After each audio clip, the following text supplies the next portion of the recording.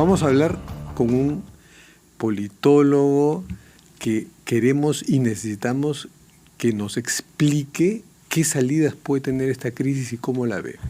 ¿Cómo se resuelve una crisis de relojes Rolex? Bueno, es algo insólito, pero no es tan insólito si tenemos en cuenta que en muchos países, acá mismo, en otras coyunturas y en otros lares, también suelen haber crisis cuando un presidente exhibe signos exteriores de riqueza que podrían implicar un desbalance patrimonial. Cuando, además de los problemas que suele haber en un país, se le suma como colmo de colmos un lujo, un dispendio, entonces la gente dice, además de todos los problemas que hay, miren, pues tenemos un líder que luce estos lujos. ¿Cómo se resuelve? ¿Cómo se analiza eso? Gracias por acompañarnos, Luis Núñez. Encantado, Fernando. Empecemos entonces con nuestro tema que está en el centro de la crisis. Tú, además de analista, eres consultor también. Si alguien a quien tú estás asesorando ves que se pone un Rolex antes de una presentación pública, ¿qué haces? Le digo que no lo use. De hecho, se lo dije una vez a Lourdes Flores cuando se empeñaba en usar el collar de perlas y ella me decía, bueno, uso el collar de perlas porque fue una herencia de mi mamá. Yo digo, sí, pero hay que saber utilizar los accesorios en el debido momento. Y tú puedes de repente utilizar tu collar de perlas en tu casa, en tu cuarto, pero no exhibirlo porque viene este asunto de eso que tú llamas el exceso o exhibir una cosa que puede llegar a ser frívola. Yo lo comenté en un artículo que publiqué esta semana, el lunes. Yo tengo 4 relojes Rolex comprados en polvos azules. Me costaron $20 cada uno. $20 cada uno. Y lo uso como una... Rolex, pero esos son bien bamba. Sí, pero fue una travesura. O sea, dije, bueno, me parece interesante esta travesura. Hay gente que se mata por comprar un Rolex de $20,000. Yo me lo compré con $20, exactamente. Que más o menos 85 soles. Ahora, tú tienes razón cuando dices, ¿cómo es posible que esto esté a punto de poder tumbarse un gobierno? Creo que no lo va a tumbar. Pero mira, Fernando, yo llevo 24 años viviendo en el Perú.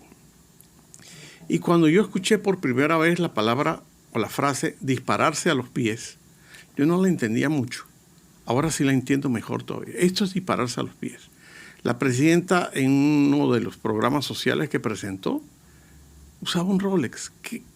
¿Quién tiene como asesores? ¿A sus enemigos?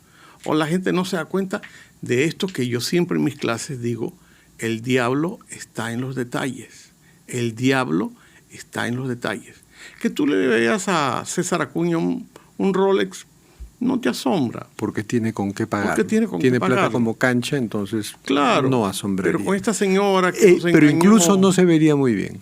Tampoco, porque además Trujillo y La Libertad está viviendo un momento complicado. Y quizá él evita eso. Pero además esta señora nos está acostumbrando a las mentiras. Recordemos aquel célebre debate donde ella, Patricia Juárez, le hablaba de un amante de Fujimori que vivía en Abancay, a pocas cuadras de su casa. Esa amante nunca apareció.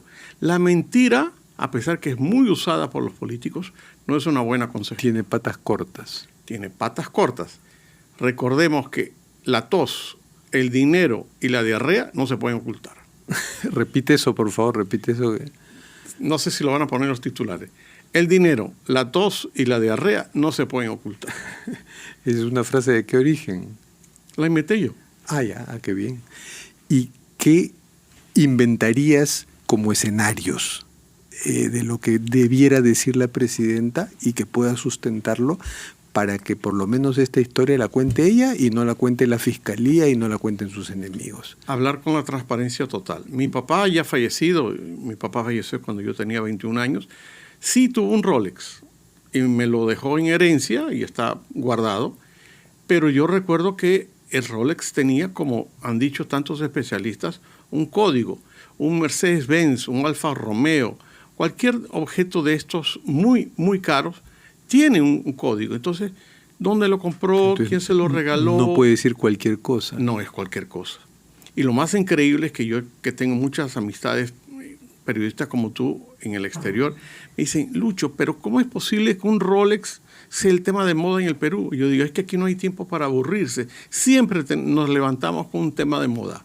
Pero en sus lares probablemente han sido temas de moda, cosas similares, ¿no? Pero por supuesto. En Filipinas eran los zapatos. Los zapatos en el Imelda Marcos, su colección de zapatos. Bueno, acá hay una colección de relojes. El sexo del señor Trump, que está a punto de volver a ser presidente de Estados Unidos.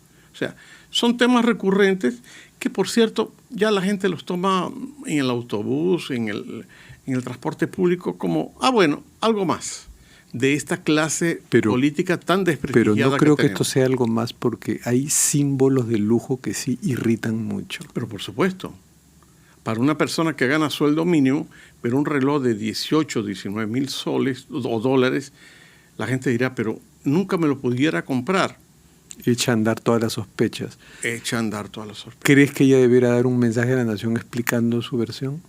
No sé si un mensaje sería la palabra, pero sí una explicación. Los mensajes a la nación deberían revestirse para los grandes temas. Una conferencia de prensa. Una conferencia de prensa. Yo lamento mucho que este premier, que le tengo mucho aprecio y cariño, lo he conocido en estos estudios de RPP, como panelista en uno de los programas que ustedes tenían en la noche, está envuelto en esta circunstancia que supongo lo hacen sentir muy incómodo, porque un premier llega para resolver temas de lo que uno llama hoja de ruta, y entonces decir si el reloj es oro con rosado o plata. Y él, por cierto, uno que maneja, y tú también lo manejas, el tema de comunicación política, el primer día dijo, esta es mi última vez que voy a hablar del tema. ¿Para qué dijo eso? Ayer ya lo escuchamos en otra fase, como diciendo, bueno, si hay que hablar del tema... En política nunca digas nunca jamás. Así es. Porque yo, cuando lo escuché decir eso, dije, ahora te la vas a pasar toda la semana hablando de lo mismo. Y ni siquiera la Semana Santa nos va a olvidar ese tema. Y otros temas que aparecen. Y otro personaje, tú decías, ¿dónde están los asesores? Otro personaje que aparece con la mejor intención para tratar de salvarla, y primero dice que ella se compró una réplica, habiendo sido presidenta del Indecopi, ¿no? Una réplica de un Rolex que no tan barata como la tuya, que la compró en China. Sino en China, y que es cara, dijo, sí. Es cara. Y luego aquí en RPP pues insiste en ese tema, trata de salir de eso, pero ya había dicho que podría tratarse de un complot en el que estaría involucrado Alberto Otárola. Que la abrazó con mucho cariño el día que se despidió. Yo creo que la ministra no debería meterse en este lío. Yo creo que esto que los ministros tienen que hacer un coro de ángeles para defender a la presidenta, que la presidenta se defienda sola y que ella explique cuál es el origen de su reloj. O que sus abogados la defiendan. O que sus abogados la que defiendan. No hay escuderos. Pues teníamos una tradición de buenos escuderos que no necesariamente eran ministros, podían ser congresistas de su bancada, pero tampoco tiene bancada. Escuderos, traductores, que siempre aparecen para... Y que cumplen una función importante. Mira, yo soy muy partidario de que los gobiernos deberían tener voceros. Fíjate el caso de Milei, al cual yo sigo fervientemente. Tiene un escudero que es un vocero que todos los días a las 11 de la mañana, hora de Buenos Aires, da una conferencia de prensa y contesta 5 o 6 preguntas, algunas, por cierto, bastante incómodas. ¿Para qué la presidenta tiene que someterse es una presidenta pues agujereada por varios lados? Mira, había su jefe de gabinete de asesores, ya se va por el cuarto. Acaba de renunciar, nos hemos enterado ayer Nelly Paredes, que fue ministra de Agricultura. Sí. Y ahora han puesto un señor, Freddy Hinojosa, que fue director del programa Caliwarma. Así es. Que ella lo habrá conocido en el ministerio, donde ella era ministra antes. Eso imaginamos, claro, ¿no? Claro. Eso imaginamos. Yo en particular pienso, Fernando, que los presidentes o las presidentas deberían ser como las gallinas. Vas a poner un huevo, cacarea. Habla de tus logros. Ella estaba inaugurando algunos colegios, evidentemente que ella no mandó a construir porque ella es una inquilina precaria de Palacio. Pero entonces, cuando inaugure un colegio, hable y diga, mira, no lo inauguré yo, pero estamos construyendo colegios que a lo mejor termino de inaugurar en mi 2026. Pero hay mucho eufemismo en la comunicación política. Como a ti te gustan mucho las frases así, hay otra gallina que come huevo ni aunque le quemen el pico. Así es. Entonces, si tiene algo que está ocultando, claro, tiene que ir preparando cuál es una versión que admita algo, pero que y yo que me cuente imagino una también, historia. Fernando, que el tema de llamarnos a todos hermanos y hermanas, realmente los seres humanos tenemos empatía con la gente o no la tenemos. Y la señora Boluarte, lamentando mucho, no la sentimos nuestra hermana, no la sentimos la mamá de todos los peruanos, igual que a César Acuña no lo sentimos el papá de todos los que viven en la libertad. Entonces, hay que tener cuidado con usar esas frases. Yo lo dije esta semana en una conversación que tuve. Mi tía Celina es una mujer que a los 2 minutos tú te enamoras de ella, ya tiene 83 años. Te enamoras de ella porque hay empatía. Pero cuando alguien te impone eso, mi hermano y mi hermana, a veces eso no funciona. Eso no es así. Eso no se decreta. Eso no viene en el peruano. Entonces, y además que es una presidenta de muy baja aprobación, entonces tiene que ser muy natural. Pero un Rolex distancia, pues muchísimo más. Absolutamente. Yo creo que esto ha sido una gran metida de pata, un gran dispararse a los pies, y ella debería mañana mismo dar una rueda de prensa y decir, bueno, discúlpeme, me equivoqué con este tema, me parecía que era un tema frívolo, pero no lo es, porque a partir de las 2 UITs hay que declararlo, y este es el origen de mis 2 o 3 relojes. Y terminar el tema. ¿Cuál podría ser un origen más o menos convincente? Porque es que ahí está el problema. Para empezar, hay un problema de gramática.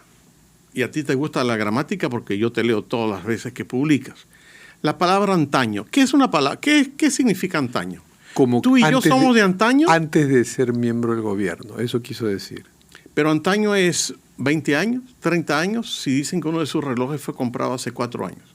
Eso no es antaño. Entonces, si vas a manejar bien las palabras, tienes que saber lo que estás manejando. Claro, pero el asunto es que esa versión la ata, porque ahora tiene que decir que fue antes de participar en el gobierno, y podemos ver fotos a ver si lucía relojes o no finos antes de ser miembro del gobierno. Como un padrino, como su tío, como mi papá que me regaló, heredé su reloj. O sea, hay que saber emplear las palabras, sobre todo cuando estás en el foco de las noticias, porque si no, te prestas a estas malas interpretaciones y para colmo, tus ministros salen a defenderte sin tener la menor idea de lo que están hablando. Porque en el fondo, el ministro de Salud, ¿para qué se mete en este lío? Tiene el tema del dengue. Dedíquese a eso. O sea, bueno, yo creo que también para tener protección de la presidenta ante una eventual moción de interpelación. El problema es que a veces los abrazos son abrazos del oso y te terminas abrazando la ministra Pérez de Cuellar, que es una señora que yo respeto mucho. ¿Para qué tenía que meterse en ese lío? Ella ya viene de líos anteriores que tienen que ver con el Sugafor que compraban con la caja chica. Entonces no se meten en estos líos. Última pregunta, claro. y no sobre el Perú, porque recordando que tú eres venezolano, que peruanizado hace muchos años, ¿cómo estás viendo la situación de tu país natal donde amenazan con detener a un dirigente del partido de María Corina Machado? Esta tarde los han detenido a todos. ¿Ya los detuvieron? Sí, solamente falta que la detengan a ella, y yo creo, por la gente que yo conozco allá, que están haciendo una especie de control de daños para ver si vale la pena detenerla o vale la pena tenerla libre hasta el día de la elección. ¿Qué me dice mi gente que está en Venezuela? Que han visto las encuestas. A pesar que ellos tienen manipulación sobre el Jurado Nacional de Elecciones de Venezuela, los números no dan ni siquiera para hacer la trampa. Entonces, o van a crear una cortina de humo para adelantar o atrasar las elecciones, o van a detener a María Corina con cualquier excusa, porque ellos, para inventar excusas, el fiscal de la Nación está mandado a hacer. Las próximas horas van a ser decisivas para esto. Porque podrían detenerla y de pronto eso darle un espaldarazo electoral, emotivo, y como pasó con Chávez. Y ganar de tal forma que no puedas ya maquillar las cifras. Así es. Recordemos que María Corina por ahora está inhabilitada y sería una candidata simbólica. Pero mucha gente el más del 80% que está de acuerdo con su candidatura, está presionando para que ella sea inscrita. Creo que no la van a inscribir, pero están desesperados y por eso hoy detuvieron a todo su comando de campaña, no solamente el nacional, sino a nivel de los departamentos. Bueno, muchas gracias, Luis. Terminamos con nuestras cartas sobre la mesa. Puedes, por favor, partir y escoger una carta y leer lo que diga. Nunca es tarde, dice Albert Einstein. Aprende de ayer, vive hoy y ten esperanza para mañana. Vaya, me gusta. Una frase positiva. Optimista. Hay que ser optimistas en el Día Mundial de la Felicidad. Así es. Recordemos que Albert Einstein fue amigo de Víctor Raúl Haya de la Torre. Cierto. La gente olvida eso. Princeton. Así es. Muchas gracias, Luis.